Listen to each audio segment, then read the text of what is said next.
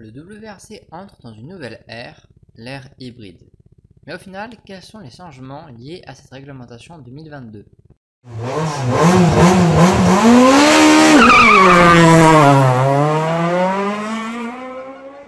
Bonjour et bienvenue sur Swift Motorsport. Aujourd'hui, on va évoquer la réglementation des WRC de 2022 et les changements que doivent effectuer les écuries. Toute évolution impacte forcément les pneus et les freins. Face au poids supplémentaire dû à l'hybride, environ 70 kg, Pirelli a modifié la structure du pneu pour contrecarrer les effets de la charge, de la puissance électrique et de l'usure supplémentaire. Les disques de frein de 300 mm ne seront plus refroidis par liquide, mais par air. Pour les épreuves asphalte, sur terre, les disques de frein seront de 370 mm. Autre élément, également modifié, la transmission.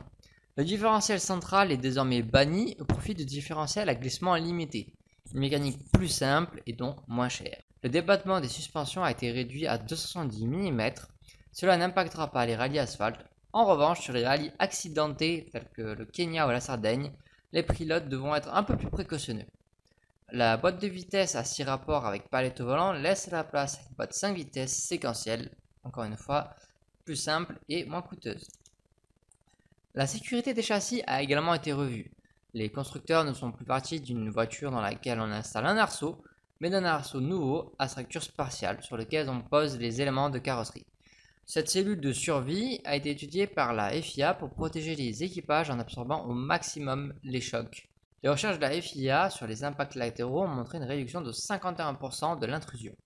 Le toit renforcé par un arceau peut absorber l'énergie jusqu'à 115% mieux qu'une précédente WRC.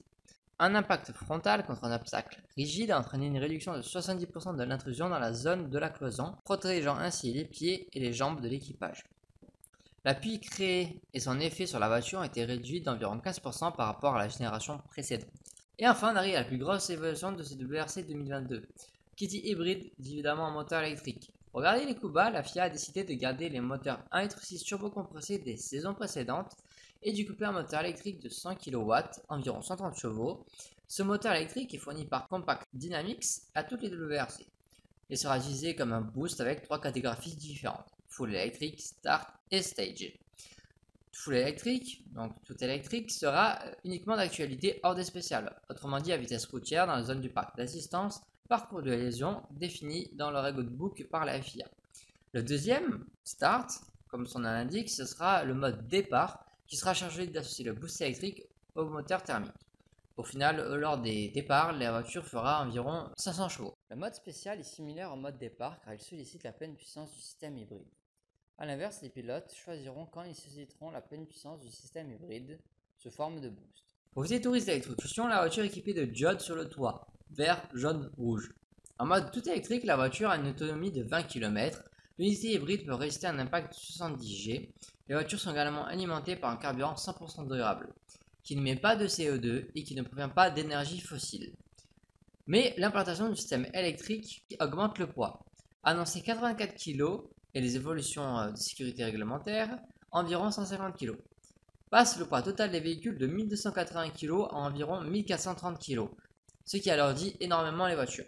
Le but de cette réglementation 2022 est de baisser les coûts tout en se mettant à l'hybride pour attirer de nouveaux constructeurs, un règlement qui a été fortement poussé et demandé par Citroën mais qui a malheureusement quitté le WRC à la fin de l'année 2019. J'espère que cette vidéo vous aura permis de vous éclaircir sur les règlements et les défis auxquels les constructeurs sont confrontés en 2022 et que pour l'instant Toyota caracole en tête avec Calais Rovanpera au pilote. Allez, à bientôt pour une prochaine vidéo. Bye!